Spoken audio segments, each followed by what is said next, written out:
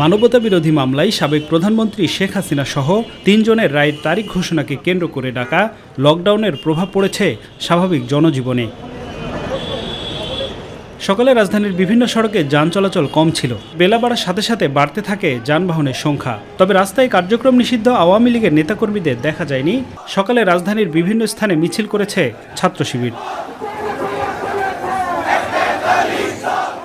সহিংসতা ঠেকাতে পর্যাপ্ত প্রস্তুতি নিয়ে রেখেছে আইন শৃঙ্খলা রক্ষাকারী বাহিনী। এছাড়া গুরুত্বপূর্ণ স্থানে অবস্থান করছে জামাত, শিবির, ইনকিলাব মঞ্চ, ইসলামী আন্দোলন সহ বিভিন্ন রাজনৈতিক দলের নেতারা। তাদেরকে আমরা আমাদের সামনেই দেখি না, তারা আজকে ভয়ে পালিয়ে গিয়ে তারা লকডাউন ডেকে তারা এই কর্মসূচি দিয়ে তারা নিজেরা আজকে ময়দানে নেই এবং তারা পালিয়ে আজকে বেরাচ্ছে। তাদেরকে খুঁজেই পাওয়া যাচ্ছে না ঢাকায়।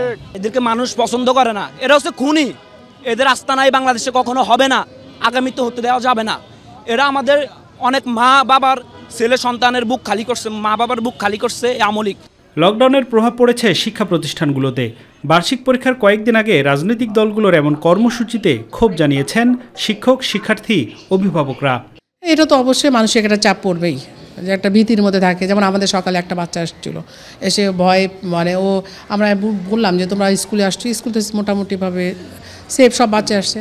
তো না, ও ফাঁকা দেখে ও ভয় পাচ্ছে। ওর মাকে এসে ফোন করা হলো, ওর মা ওকে আবার নিয়ে গেল। আমরা তো সকালে আসছি, নীরব আজকে সকালে রাস্তাঘাট এমনি গাড়ি চলাচল করে, অনেক শিক্ষার্থী হয়, আজকে এত শিক্ষার্থী নাই। হ্যাঁ, হালকা ভয় ছিল।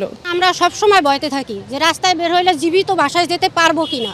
এটা সব সময় বাচ্চা সেভ করব নাকি নিজে সেভ হব, একটা আতঙ্ক কাজ করে সব সময়ের জন্য। ধরেন সরকার তো একজন যাবে একজন আসবে, তারা ঠিক আছে, কিন্তু আমরা জনগণ মাঝখান থেকে আর কি মরে যাচ্ছি। তবে ব্যাংক ও আর্থিক প্রতিষ্ঠানে লেনদেন স্বাভাবিক রয়েছে। এছাড়া চালু রয়েছে অফিস আদালত। আফজাল হোসেন, মাই টিভি, ঢাকা।